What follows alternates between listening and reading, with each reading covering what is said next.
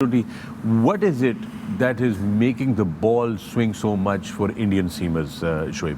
क्योंकि इसके ऊपर there is a lot of nonsensical conversation around it, but on a serious note, technically क्या हो रहा है? Wrist positions का खेल है?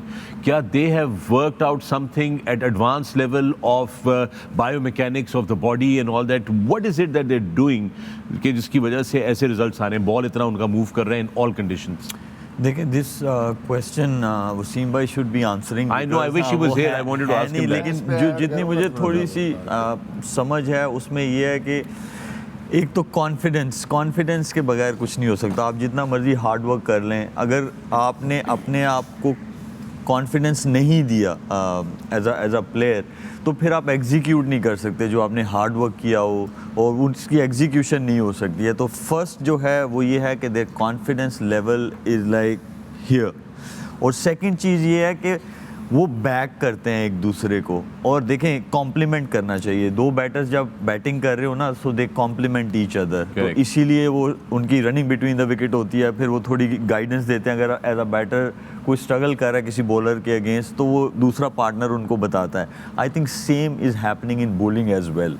कि वो आपस में आप देखें कि जब वो आउट करता है, या बुमराह आउट करे, या सिराज आउट करे, या शमी आउट करे, तो बाकी दो बॉलर्स जो है ना, सबसे पहले आगे ऐसे हक करते हैं, ऐसी सेलिब्रेशन करते हैं. और अगर कोई स्ट्रगल कर रहा है इनमें से, so they communicate with each other कि नहीं यार ये कंडीशंस, क्योंकि सम टाइम आपको रिमाइंडर्स चाहिए होते हैं. और we have seen on the field they do that often.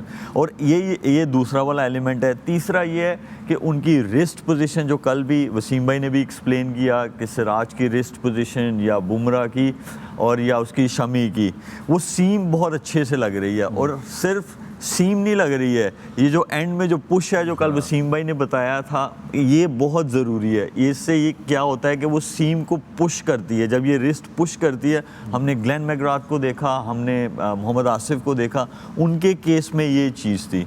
तो मुझे लगता है कि ये ऐसी चीज़ें हैं जिसकी वजह से उनको वो हेल्प भी मिल रही है. But the strongest element in this is there confidence. Good thing, communication, confidence. इसमें जो बात आप कर रहे हैं ना, मैं 2007 की बात कर रहा हूँ, IPL की बात कर रहा हूँ.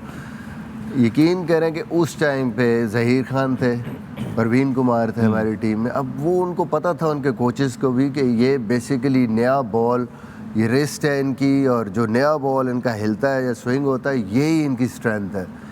यकीन करें हर रोज़ आके वो ठीक ठाक टाइम उस पे लगाते थे सिर्फ बॉलिंग कोच के साथ, कि कैसे रिस्ट पोजीशन, कैसे फिर एक्शन अपना कैसे कंप्लीट करना. बाकायदा वो अलग से उसकी प्रैक्टिस करते थे. तो इंडिया में क्योंकि फ्लैट कंडीशन है, पिचेस अच्छी हैं, बैट्समैनों की क्वालिटी बहुत अच्छी है, तो अगर नया गेंद आपका स्विंग नहीं होगा, वहाँ पे कुछ स्पेशल आप नहीं करेंगे, तो आप कुछ नहीं कर सकते वहाँ पे. और यकीन करें, आज अगर आप कहीं पे भी देखेंगे ना, आप यूट्यूब या कहीं पे खोलेंगे, रिसर्च करेंगे ना फास्ट बॉलिंग के हवाले से, तो जो सबसे ज़्यादा वीडियोस आपको नज़र आएंगी वो इंडियन बॉलिंग कोचेस की नज़र आएंगी. इवन क्लबों में वो ये जो फ्लिक हम बात कर रहे हैं रिस्ट की, इसको स्ट्रॉन्ग कैसे करना है, बॉल निकलना कैसे, आपका एक्शन कहाँ से आपने उसको कंट्रोल करना है for in swing, out swing, so many drills, so many practices. और वहीं से वो बॉलर्स को पूरा उनका बायोमैकेनिक्स उस तरीके से डेवलप कर रहे हैं जो कि हमें नज़र भी आ रहा है. Yep, and the results are very, very obvious.